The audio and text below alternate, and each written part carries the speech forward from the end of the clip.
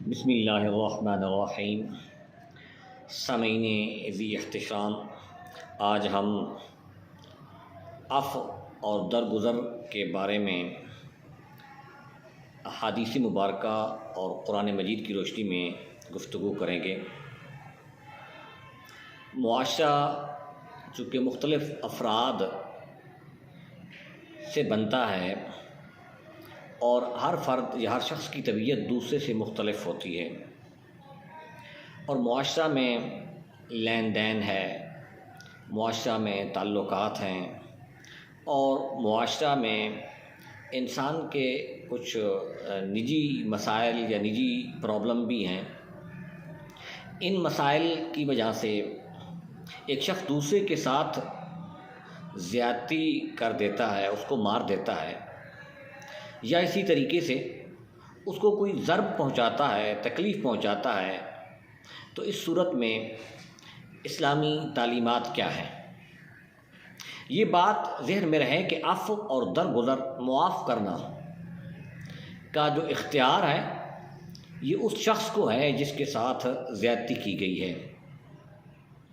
رسول اکرم صلی اللہ علیہ وسلم کی سیرت ہمارے لیے قابل نمونہ ہے، اور رسول اکرم صلی اللہ علیہ وسلم نے جو عفو اور درگزر کا عملی مظاہرہ کیا ہے، تاریخ انسانی ایسی مثالیں دینے سے قاصر ہے۔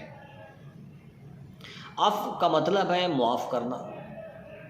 قرآن مجید فرقان حمید میں بہت سے مقامات پر عفو کا، معاف کرنے کا لفظ استعمال ہوا ہے۔ فرمایا وَيَعْفُ عَنْ كَثِيرٍ، اور وہ بہتوں کو معاف کر دے۔ پھر اللہ تبارک و تعالیٰ کے بہت سے نام ہیں جن کو صفاتی نام کہا جاتا ہے۔ ان میں سے ایک نام غافر ہے، بخشنے والا، ایک غفار ہے، تو غفار بڑی بخشش والا۔ تو اللہ کی بارگاہ میں جب بھی کوئی بندہ معافی لے کر گناہ اپنے لے کر اللہ کی بارگاہ میں توبہ کرتا ہے، معافی چاہتا ہے، تو اللہ تبارک و تعالیٰ اس کو معاف فرما دیتا ہے۔ اور فرمایا کہ اللہ تبارک و تعالیٰ یہ پسند فرماتا ہے وَلْيَعْفُوا وَلْيَصْفَحُوا وَلَا تُحِبُّونَ أَن يَغْفِرَ اللَّهُ لَكُمْ وَاللَّهُ غَفُورٌ رَحِيمٌ۔ چاہیے کہ وہ معاف کر دیں اور درگزر کریں۔ کیا تم میں نہیں جانتے کہ خدا تم کو معاف کر دے؟ جب اللہ معاف کرنے والا ہے تو تم بھی ایک دوسرے کو معاف کر سکتے ہو۔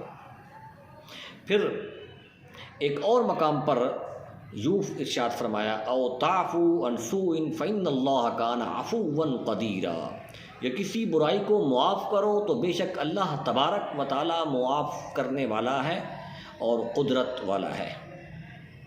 اس سے یہ پتہ چلتا ہے کہ معاف کرنا یہ اللہ تبارک و تعالیٰ کی سب سے بڑی صفت ہے، اور اللہ سب سے زیادہ معاف کرنے والا ہے، درگزر کرنے والا ہے۔ لوگوں کو دیکھیں، انسانوں کو دیکھیں، بہت سے لوگ اللہ کو نہیں مانتے، لیکن اللہ کی ذات ان کو رزق بھی دے رہی ہے، اور ان پر بہت سے انعامات اللہ نے کیے ہوئے ہیں، جس سے یہ اندازہ لگایا جا سکتا ہے کہ اللہ تبارک و تعالیٰ کتنا درگزر کرنے والا ہے۔ احادیث مبارکہ کا جب ہم مطالعہ کرتے ہیں تو وہاں رسول اکرم صلی اللہ علیہ وسلم کی زبان مبارک سے جو قرآن مجید نازل ہوا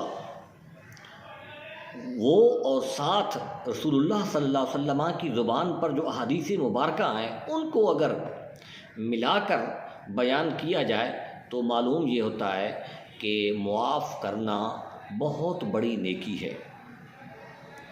احادیث مبارکہ ہے وما زاد اللہ رجلا بعفو الا عزا، کہ جو معاف کرتا ہے اللہ تبارک و تعالیٰ اس کی عزت میں اضافہ کرتا ہے۔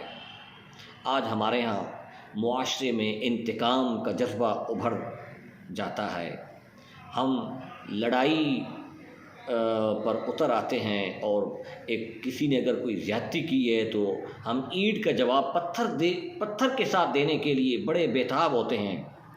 لیکن رسول اللہ صلی اللہ علیہ وسلم نے یہ فرمایا کہ کوئی شخص اگر کسی کو معاف کر دیتا ہے، اللہ تبارک و تعالیٰ اس کی معاف کرنے والے کی عزت میں اضافہ فرمائے گا۔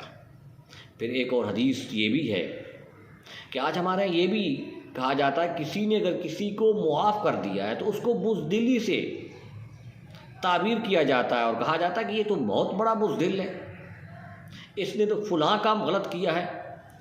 اور رسول اکرم صلی اللہ علیہ وسلم نے اس کے بارے میں کیا فرمایا کہ پہلوان وہ نہیں جو سب کو بچھاڑ دے، اصلی طاقتور وہ شخص ہے جو غصہ میں اپنے آپ کو قابو رکھے، یہ اصل پہلوان ہے۔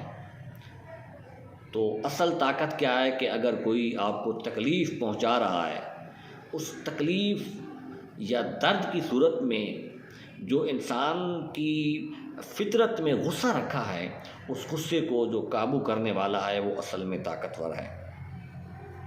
اور بھی بہت سی حدیث مبارکہ ہیں، رسول اکرم صلی اللہ علیہ وسلم کی حدیث مبارکہ ہے، آپ نے فرمایا کہ ایک دوسرے کو معاف کرو، تمہارے باہمی کینہ یا بغض وغیرہ وہ دور ہو جائیں گے۔ اور حضرت ابو مسعود رضی اللہ تعالیٰ عنہ فرماتے ہیں کہ میں ایک دفعہ اپنے ایک غلام کو مار رہا تھا، پیچھے سے آواز آئی جان لو جان لو، مڑ کر دیکھا تو حضرت صلی اللہ علیہ وسلم فرما رہے تھے ابو مسعود جتنا اختیار تم کو اس غلام پر ہے اس سے زیادہ خدا کو تم پر ہے۔ ابو مسعود کہتے ہیں کہ حضرت صلی اللہ علیہ وسلم کی اس نصیحت کا مجھ پر یہ اثر ہوا کہ میں نے پھر اس کے بعد کسی غلام کو نہیں مارا۔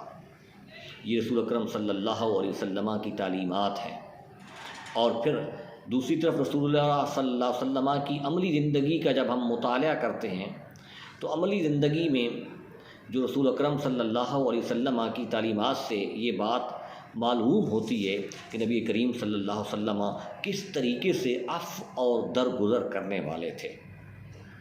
سید الشہداء حضرت امیر حمزہ رضی اللہ تعالیٰ عنہ رسول اکرم صلی اللہ علیہ وسلم کے پیارے چچا جان ہیں، جنگ احد کے موقع پر شہید ہو گئے، اور ان کو جو شہید کروانے والی ایک حضرت ہندہ جو زوجہ ابی سفیان تھی، وہ رسول اکرم صلی اللہ علیہ وسلم کی بارگاہ میں جب اسلام قبول کرنے کے لیے آئی تو حضرت ہندہ منہ کو نیچے کر کے بیٹھی ہوئی تھی۔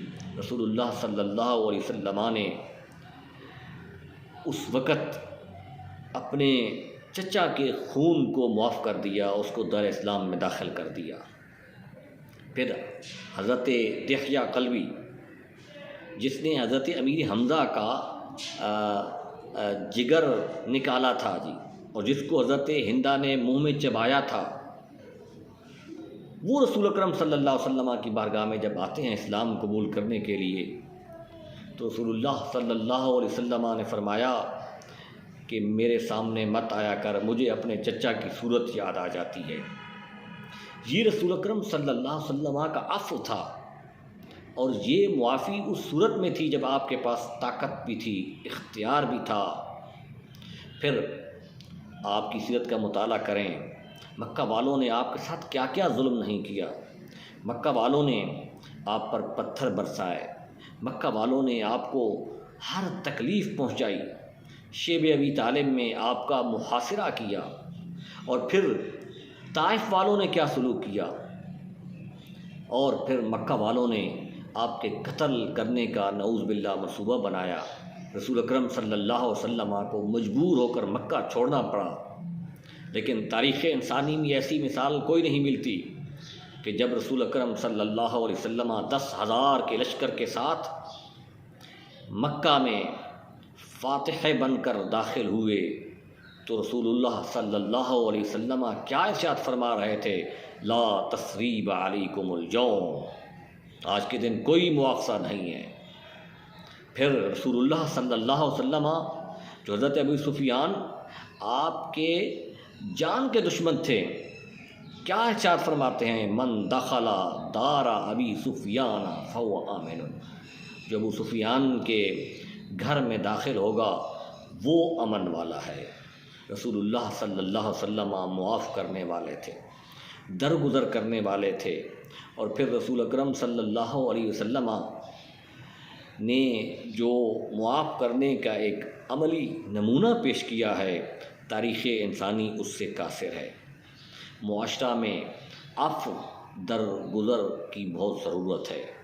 معاشرہ میں بد امنی ہے، فساد ہے، معاشرہ میں لڑائیاں ہیں، جھگڑے ہیں، لیکن اگر یہ صفت انسان میں پیدا ہو جائے، ایک شخص اگر زیادتی کر رہا ہے، مار رہا ہے، تو دوسرا شخص اس کو معاف کرنے کی صلاحیت رکھتا ہے اور اس کو وہ معاف کر سکتا ہے، جس سے پھر قلب و نظر کے اندر وسعت پیدا ہو جائے گی۔ یہی نہیں ہوگا پھر معاشرہ میں امن پیدا ہو جائے گا۔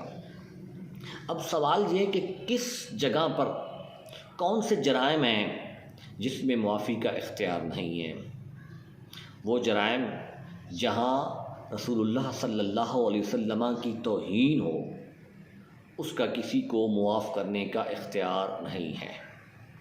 اسی طریقے سے ایسے جرائم جس سے پوری ریاست کو خطرہ لاحق ہو، فساد ہو، وہاں بھی ایک شخص کو، ایک فرد کو معاف کرنے کا اختیار نہیں ہے۔ ہاں، ایک مقتول کے جو ورثاء ہیں، ایک شخص نے قتل کیا، اب مقتول کے ورثاء کو شریعت نے اختیار دیا ہے کہ وہ قصاص لیں یا ان کو معاف کر کے ان سے دیت لے لیں گی۔ تو معافی بہت بڑا اجر والا کام ہے۔ اللہ تبارک و تعالی ہمیں ایک دوسرے کی ساتھ پیار محبت کے ساتھ رہنے کی توفیق عطا فرمائے اور ایک دوسرے کو معاف کرنے کی توفیق عطا فرمائے۔ شکریہ، وما علینا الا البلاغ المبین۔